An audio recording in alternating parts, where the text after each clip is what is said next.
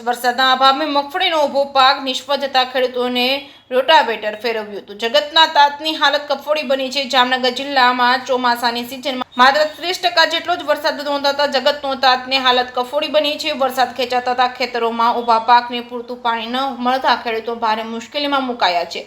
ધ્રોલ તાલુકાના ખીજડીયા ગામે વરસાદના અભાવે મગફળીના ઊભા પાકને નુકસાન થવાની સ્થિતિ સર્જાતા ખેડૂતો દ્વારા પાક પર ટ્રેક્ટર અને રોટાવેટર ફેરવવાની ફરજ પડી છે. વરસાદની આશાએ મોંઘા બિયારણ, ખાતર, દવા અને ખેતી ખર્ચ કર્યો બાદ હવે ઊભા પાક બચાવવો મુશ્કેલ બનતા ખેડૂતોની હાલત દયનીય બની છે. એક તરફ પાક નિષ્ફળ જવાનો ભય અને બીજી તરફ ખેતી પાછળ કરેલો ખર્ચ પણ પાણીમાં જવાની સ્થિતિ સર્જાતા ખેડૂતોમાં ભારે રોષ જોવા મળ્યો છે. ખેડૂતોનું કહેવું છે કે જો સમયસર વરસાદ નહીં પડે તો જિલ્લામાં મોટા પાયે પાક નુકસાની થવાની શક્યતા છે.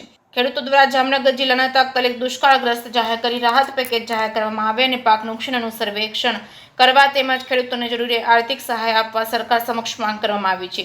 ખેડૂતોએ ચીમકી ઉચ્ચારી છે કે સરકાર દ્વારા તાત્કાલિક યોગ્ય નિર્ણય લેવામાં નહીં આવે અને જામનગર જિલ્લાના દુષ્કાળગ્રસ્ત જાહેર કરવામાં નહીં આવે તો આગામી દિવસોમાં ખેડૂતો દ્વારા વિરોધ વધુ ઉગ્ર બનાવવામાં આવશે.